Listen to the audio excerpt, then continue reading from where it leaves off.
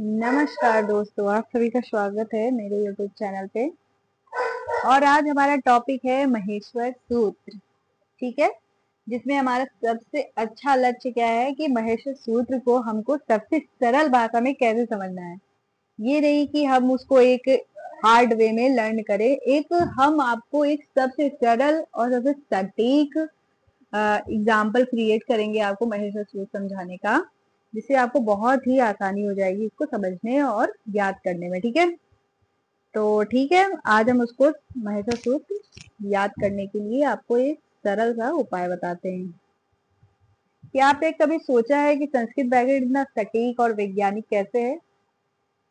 इसका सबसे अच्छा और सटीक जवाब है महेश्वर सूत्र। सारा ही संस्कृत अनिवार्य जो है हमारी महेश्वर सूत्र के ही ऊपर डिपेंड करती है। ठीक है, अगर आपने महेश्वर सूत्र को याद कर लिया तो आपका उस आधी अनिवार्य संस्कृत याद हो गई। ठीक है, इसलिए पहले हम महेश्वर सूत्र को याद करेंगे।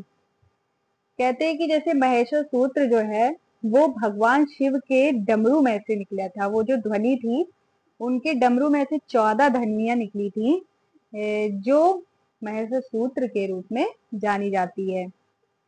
और इसका क्या है कि आप इसको ध्यान से सुनिएगा और इसको अच्छे से याद करिएगा, क्योंकि इसी से संधि भी आपकी डिपेंड करती है, इसी से बनती है और इसी से आपको समझ में आएगा। अगर आपने इसको लर्न कर लिया तो महेश्वर सूत्र और संधि में कोई डिफरेंस नहीं है।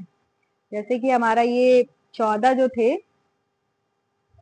पहला था कि आई उड़। पहला तो हमारा ये है, 1 मिनट। पहला हमारा क्या है? आई उड़। ठीक है, और दूसरा क्या है हमारा?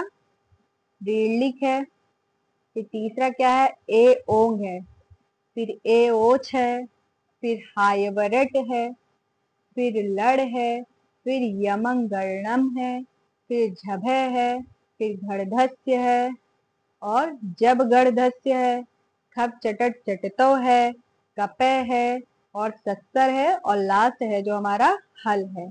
ठीक है, ये इसमें ही हमारी संधि छूटी हुई है। और अगर ये याद कर लिया तो आपका आधा व्याकरण आपके जेब में डल गया है। ठीक है, और इसका प्रयोग कैसे करना है? जैसे कि हम आयु रीलिक जो है ये पाणिनि के पाणिनि के द्वारा बनाया गया है।